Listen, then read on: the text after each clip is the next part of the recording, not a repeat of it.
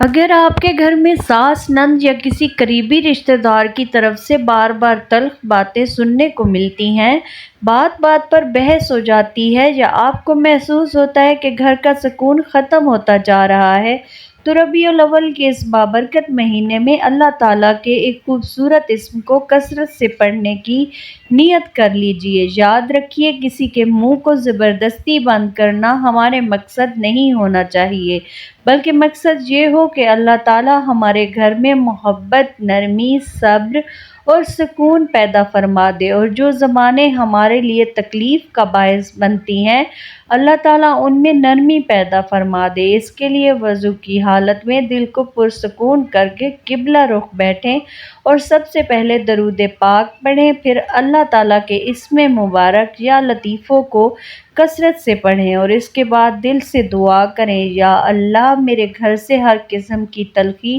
لڑائی، غلط فہمی اور بدگمانی دور فرما، میرے رشتوں میں محبت اور نرمی پیدا فرما، جو لوگ میرے لیے سختی کا باعث ہیں ان کے دلوں میں بھی نرمی عطا فرما، اور میرے گھر کو سکون، رحمت اور برکت کا گھر بنا دے۔ آخر میں دوبارہ درود پاک پڑھ کر اپنی حاجت اللہ تعالیٰ کے سامنے پیش کریں۔ یقین رکھیے کہ اصل طاقت اللہ تعالیٰ کے اختیار میں ہے۔ وظیفہ کسی انسان کو مجبور کرنے کا ذریعہ نہیں، بلکہ اللہ تعالیٰ سے خیر، آسانی اور دلوں کی اصلاح مانگنے کا ایک ذریعہ ہے۔ ربیع الاول کے اس مبارک مہینے میں اس عمل کے ساتھ اپنی نماز کی پابندی، اچھے اخلاق اور زبان کی حفاظت بھی ضرور کریں، کیونکہ کبھی کبھی ایک نرم لفظ وہ کام کر دیتا ہے جو بہت سی بحثیں بھی نہیں کر پاتی۔ اگر آپ کا کوئی سوال ہو تو آپ کمنٹ سیکشن میں کر سکتی ہیں، آپ کی مکمل رہنمائی کی جائے گی،